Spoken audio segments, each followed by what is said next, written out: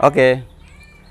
Kita balik lagi ke cerita cinta Jalu Heavy episode ke 22. 22 loh. Wah. Iya. 22. Nah, kita nggak kerasa udah 30 tahun ya. 30 tahun sahnya kita bersamanya 34 karena pacaran 4 tahun. Dimulai dari pertemuan tahun 88 dan itu tahun paling bersejarah karena bisa menemukan seorang gadis Heavy. Maksudnya waktu itu saya itu ditolak terus. Pokoknya ditolak mulu, padahal ganteng, pinter, ditolak mulu. Nah, inilah yang mau. Iya, yang mau. Jadi makanya bersejarah tahun 88 itu bersejarah sekali. Makasih Heavy udah menerima aku. Nih syutingnya depan rumah. Nah nih. Nah, kita usahanya nih, jualan gas ini nih, ya. Usahanya nih. Tuh, jualan gas. Nanti kalau ada yang pesen nih kita kirim, kalau nggak ada ya kita santai aja. Nah, selama 34 tahun itu hampir selalu kita 24 jam bersama ya, Vi ya. Kita nggak pernah berpisah. Kita kerja, saya kerja itu tahun 92, waktu ini 91 apa 92 sampai 96 lah. Tapi habis kerja ya pulang, langsung ngumpul lagi. Jadi hampir nggak. Kalau nganter gas kemana-mana juga ikut. Jadi hampir 24 jam lah bersama. 34 tahun bersama, 24 jam. Bapak ini saking nggak mau berpisahnya, mau kerja di oil nggak diterima. Jadi ya begitulah. Karena yang utama ya keluarga, pokoknya harus gitu. Oke, kita lanjutkan lagi. Itu tadi intermezzo. Sekarang kita lanjutkan lagi. Tadi Reva lahir, ya kan? Reva lahir apa lah yang Ibu rasakan waktu itu apa ya? Lahirnya Reva ya. Nah, beda nggak tuh? Reva lebih besar. Nah, kalau kan beda tuh laki-laki sama perempuan, 2 sama 1, ya kan? Sama aja Ibu mah. Malah lebih besar emang kan Reva 3 kilo 3 lepas. Jadi dulu waktu Reva lahir itu kamu kelas 6 berarti. Nah, kelas 3. Kelas 3. Kelas 3 dong. Anaknya siapa yang kelas 6? Oh, kelas 2 ya. Ya, berarti kamu belum demo itu ya, belum demo kamu ya, belum demo. Nah, jadi waktu itu sempat antar jemput kan ibu sendiri tuh. Pakai mobil Espas masih ya, Espas minibus. Dikasih tahu sama dokternya udah hamil besar, udah jangan nyupir kata gitu. Ya kan sempat juga dokternya bilang tuh Dr. Rial Daud ya. Iya, aku ibu hamilnya Reva sempat jatuh juga. Oh iya pesawat. Ya. Ibu telepon dokternya jatuhnya gimana? Nah, cerita ada telepon. Ya. Terus malamnya kontrol nggak apa-apa. Iya nanti diobatin ya. Sakit ya? Iya sayang. Ada telepon. Ya nanti sebentar Mbak Rama obatnya mana? Terus udah sempat jatuh. Terus pokoknya kalau ibu sih kalau hamil nggak pernah ada yang ngerasa ribet ya sama aja. Nggak ngidam-ngidam juga ya? Enggak, ibu nggak pernah ngidam. Nah ini orang ngidam tuh karena biasanya suaminya mau dimintain susah. Iya. Jadi pas ngidam kesempatan. Ya kan? Pas ngidam kesempatan minta ini. Nah kalau ibu tuh semua dikasin. Minta apa ya kasih. Ya kan? Ya. Iya, ya kan? Minta apa dikasih. Kalau nggak punya duit ya sabar gitu, sabar terus. Sabar. Ya. Nah, itu yang didikan kita merasa sih didikan Reval sama Vika Vicky itu beda. Jauh. Karena Vika Vicky itu beda banget cewek gitu ya. Terus waktu itu masih ketat banget. Misalnya harus belajar, ya kan? PR harus kerjain sampai kita tungguin. Tungguin gini. Wah, udah kayak ini. Kalau nggak belajar, wah, gitu. Nah, iya kita batasin itu banget ya. Bukan nonton TV, main game. Nah, ya terus waktu itu mau minta game, ayah nggak kasih karena itu. Tapi dengan berjalannya waktu, ayah sadar bahwa game itu ternyata penting juga. Makanya ayah beliin PS2. Ya kan, PS2. Tapi Reval masih kecil. Bukan, ya. Masih Vika Vicky. Reval masih kecil. Masih kecil PS2 yang main. Ya di komputer kamu emang senengin The Sim di komputer tuh. Terus PS3 kita beliin, PS4. Nah, yang sekarang masih ada PS4, PS2, PS3 udah kita nggak tahu kemana ya, udah kita kasih. Nah, jadi main game itu penting untuk biar nggak pikun, tapi yang penting nggak berlebihan, tetap ini. Nah, didikan Reval itu beda karena laki-laki. juga kalau pulang harus dibawa jam 9. Ya. Kalau enggak aku diteleponin. Iya, ditelepon ayah susulin ya. Terus Itulah. kalau Kamu nanti ngerasain juga sih kalau didik anak perempuan tuh gimana. tapi enggak ya, khawatir. kalau Reval itu anaknya nggak suka diikutin. Kalau diikutin tuh suka nggak nyaman dia. Oh, jadi bedanya itu. Kalau Vika kan ngikutin iya. nyaman. Jadi sampai kuliah pun kita ikutin ya. Iya. Kayak dulu dia suka main bola. Kalau ikutin kita nonton main bola malah dia tuh panik, malah Iya. kayak grogi. Jadinya Mainnya malah nggak bisa. Iya. Bukan nendang bola, nendang kaki lawan dia.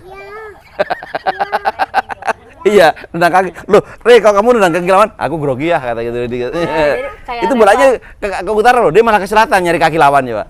kalau Reval tuh piknik gitu, kalau Vika kan diikutin pakai mobil sendiri gitu. Ngomongin piknik, ada cerita seru loh waktu Reval piknik, ya. Kenapa? Nah, waktu piknik yang Ghost to Campus.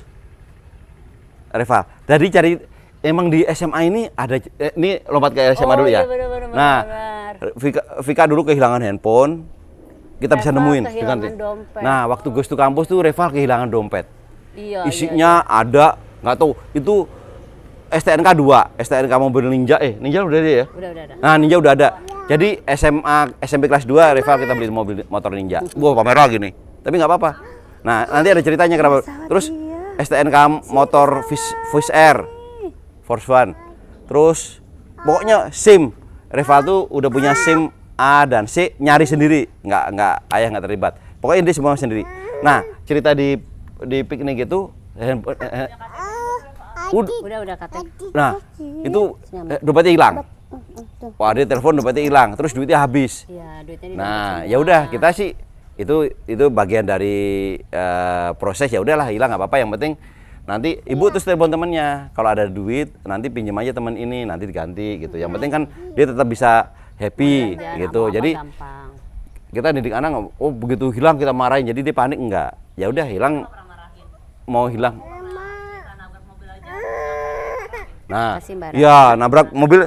Pokoknya kamu usaha minta ganti kalau ditabrak. Tapi kalau nggak bisa juga ya udah nggak apa-apa. Ayah nggak pernah ngurus juga kan? Kamu urus sendiri sampai kantor polisi. Pernah kan Taruna sampai kantor polisi ya? Kamu ya urus sendiri, nggak mau ganti ya udah nggak apa-apa. Jadi kita harus bisa mengalihkan biar kita kebahagiaan nggak berkurang gitulah. Gitu intinya ya. Jadi dompet itu tadi hilang. Terus namanya rezeki ya. Mungkin ya kita nyarinya pakai keringat. Ya luar biasa keringatnya ya. Nah, delalahnya pas pulang itu kita tuh terakhir. Kita nungguin Reval pulang, nungguin Yono busnya banyak banget. Nah, terakhir itu ada tas ketinggalan satu. Mau ke sana. Ya. Enggak, udah diturunin semua. Jadi itu diturunin semua. Udah turunin semua, udah pada pulang. Oh, tinggal satu. Kita bilang, ya udah. Guru juga udah nggak ada, kita bawa pulang lah. Tapi kita foto tasnya. Kita buka sedikit foto terus bilang nggak ada, terus bilang ke gurunya, Bu, ini tas ketinggalan jadi ada di rumah saya. Jadi kalau ada apa-apa kan ini. Gurunya nanya nggak ada yang punya ternyata tas ya, itu. Itu sampai tas itu 3-4 hari loh. Ya. Iya, sebentar. Apa? Nah, kenapa sayang? Karena nggak ada yang punya, ya udah kita buka lah isinya ya. Ya, nah, bukunya apa sih? Maksud dibuka itu mau tahu ini anaknya siapa sih? Ya, siapa tahu ada identitas. Barangkali ada identitas. Ternyata namanya rezeki, Allah yang nunjukin dari atas. Tunggu, itu dompetnya Reval ada di situ. Identitasnya ada semua tapi uangnya nggak ada.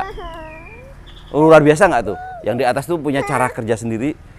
Luar biasa pokoknya. Kita pokoknya tinggal berbuat baik aja, berusaha keras aja, udah itu. Iya. Ketemu Vika. Jadi dompet itu ketemu punya Reval. Ternyata itu tasnya Krubis. Tasnya Krubis yang ya. Makanya anaknya nggak ada yang punya yang ya. Ya pokoknya krunya ya yang ya. Ada iya. Nah krunya bis. Udah akhirnya diproses uangnya Reval ngaku berapa waktu itu akhirnya kebetulan diganti. Ada identitas dia lagi mau ngelamar, jadi taunya dari situ kalau itu orang dari bis yang punya. Oh iya, ada identitas dia juga ya. Identitas dia yang mau itu ngelamar ke. Dompetnya Reval udah diambil, diganti dompetnya dia kalau nggak salah di dalamnya. Enggak, dompetnya Reval, cuman nggak ada uangnya.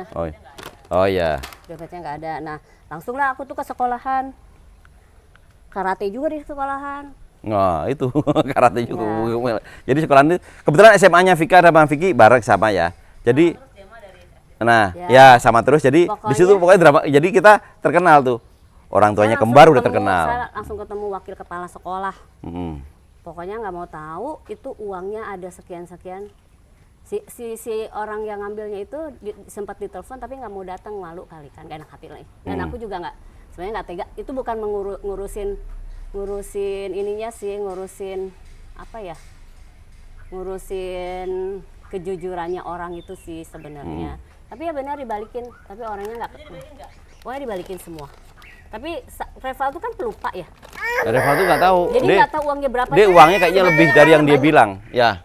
Misalnya uangnya ada 500, dia bilang cuma 300 gitu. Iya, sebetulnya uangnya dia tuh aku kasih waktu itu ya cukup lah ya. Terus dia punya temennya nitip ke dia juga, pokoknya uangnya banyak, tapi dia karena salah informasi jadi uangnya tuh cuman sedikit yang dikembaliin gitu. Ya udah, tapi nggak apa-apa lah. Yang kesalahan Reval juga sih. Ya kesalahan Reval. Bilangnya Itu, cuma sekian gitu. Tapi intinya orang itu datang. Apa sih? Datang ngasih uangnya. Katanya yang datang juga istrinya, bukan si. Bukan itunya, malu lah ya. Nah, intinya gitu. Itu keajaiban SMA. Aneh, iya. Nah, Aneh sih. jadi handphone hilang, sudah sebulan bisa ketemu, dompet hilang bisa ketemu. Itu luar biasa ya. Memang rezeki nggak pernah ketukar. Yang di atas punya cara kerja sendiri yang luar biasa. Oke? Nanti kita lanjutin lagi ya. Iya. Ini episode kedua. Oke?